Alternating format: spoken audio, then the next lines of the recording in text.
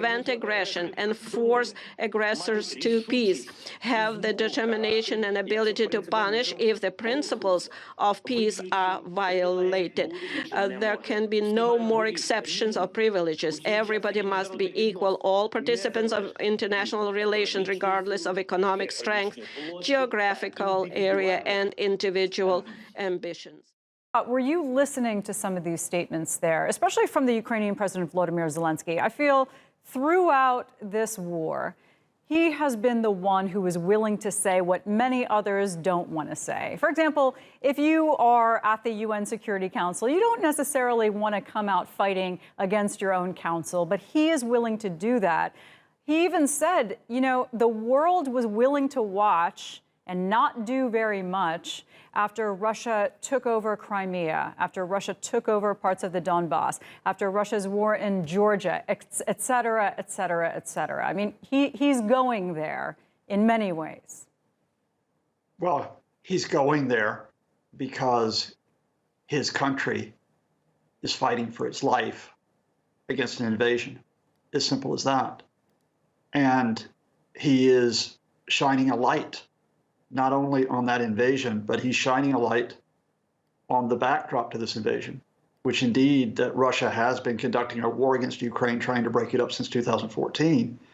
And indeed that Russia has effectively been supporting the Assad regime's war on its own people in Syria and blockading the UN Security Council for years, while war crimes were committed in that theater. So when he says to the UN, well, he does two things. First of all, obviously there's a short term here, which is support Ukraine, make sure that it can continue to stand against this invasion. But then he's saying beyond this, if you have a reason to exist, you need to reform yourself now. Peace must be dominant. And he is quite rightly saying that the reason why we can't get peace, the reason why we can't get a protection against war crimes and invasion is because right now you have one powerful member in the Security Council who can blockade it. Now, I'm not sure there's an easy solution to that. In fact, I know there's not an easy solution to that. But if you do not highlight the issue, as Russia is attempting to bury its war crimes right now, so you will be bearing the problem that we will face for years to come. Or again, as Zelenskyy put it, you need to punish this war criminal, this biggest war criminal, so other potential war criminals will not do the same. Yeah, once again, the world is watching what could very well be war crimes happening virtually live on their televisions. And they can see this happening. The best we have to try to act as a unified humanity against these things, not just in Ukraine, but in other parts of the world, is the UN. But clearly, this is flawed. Just to remind our viewers, there are 5 permanent members of that UN Security Council. They all have veto power. Russia is one of them. Is there a way, Scott, do you think, within this group, that Russia could be removed from that? Could they lose their veto power? Is there a mechanism for that? No, there's not. And again, we need to be honest here. You'll note that there was also reference to another step, which is largely symbolic but important, which is to try to suspend Russia from the Human Rights Council. Now, if that was to be successful, and there is a mechanism for that, the 2/3 vote of the General Assembly, it would be a very powerful signal. But there's no mechanism to expel a member of the Security Council, and Russia knows that.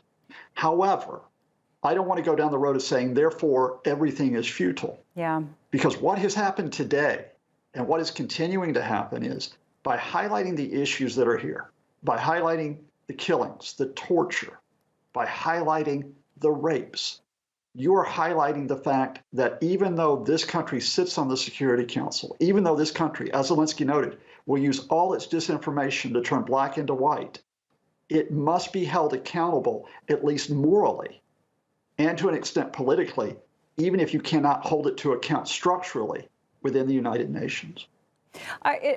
We're hearing multiple voices today. I mean, these are powerful words coming from the UN Security Council, willing to call out these incidents. They're calling them war crimes. Multiple voices have called what's been happening in Ukraine genocide already. You know that Russia is going to come out and refute all of this because they already have. They call the images that we've seen fake news. saying that they've been forged. How does this play in the public sphere?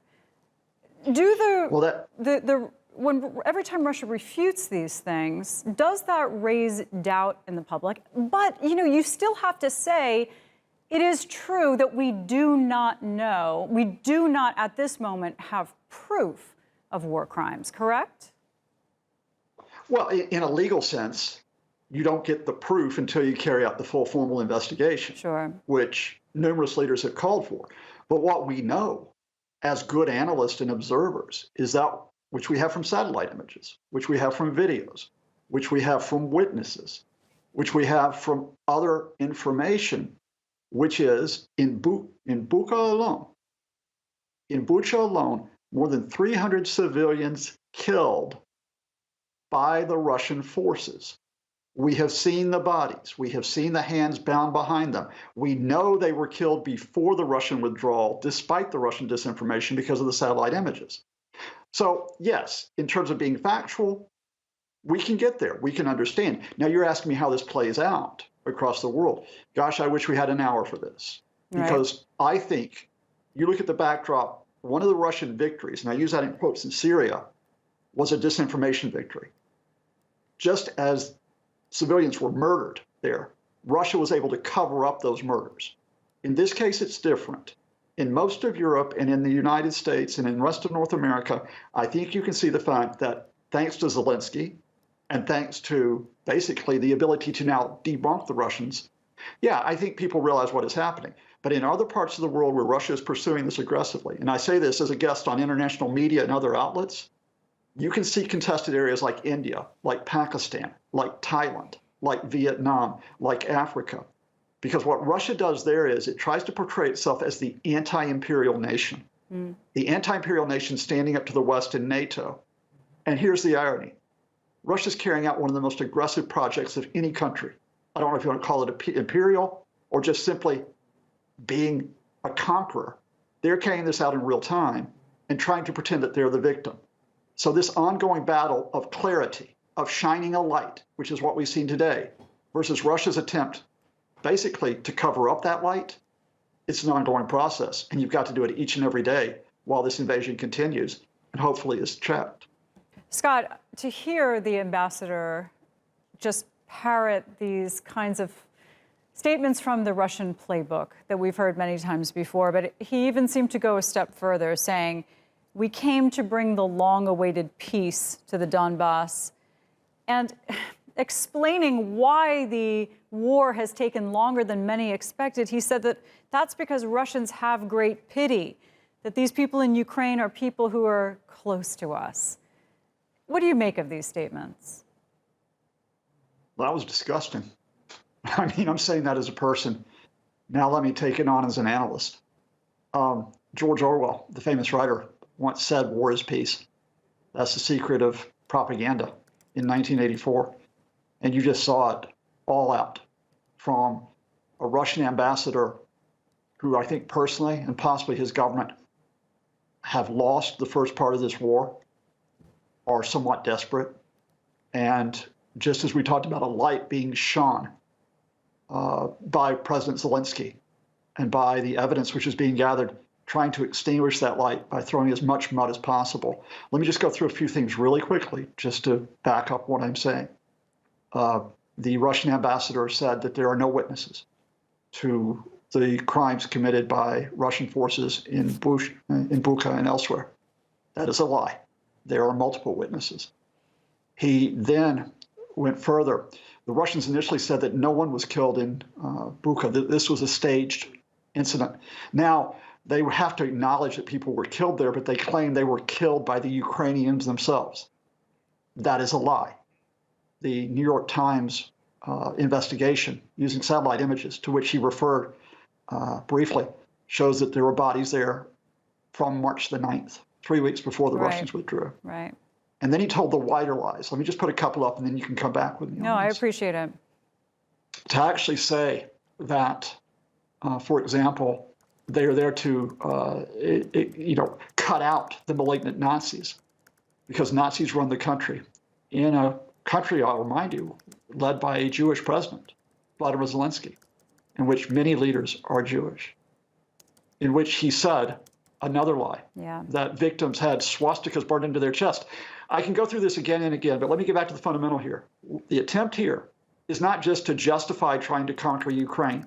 It is to remove from our sight what has happened, which is the killing of hundreds, thousands of innocent people, sometimes in deliberate war crimes, and to make sure that we never as a world hold anyone accountable for that, that we bury history just as those people were buried by the Russians in those makeshift graves in places like Bucha recently. I mean, it shines a light on how when we see things like this happen, and every war is different with different motivations and different outcomes, but the world hesitates to act for a very long time because they don't want to cause more suffering. They don't want a wider war. But bad actors who invade, who start wars, know that. They know that these things are ineffective. It almost makes you wonder if the only way to stop something like this is always going to be ultimately militarily. I mean, sanctions and sanctions and sanctions will have an effect on the economy, to be sure, may even change behavior, but it takes a very long time, and there's nobody there to stop the death that is happening right now. That's what this all seems to highlight.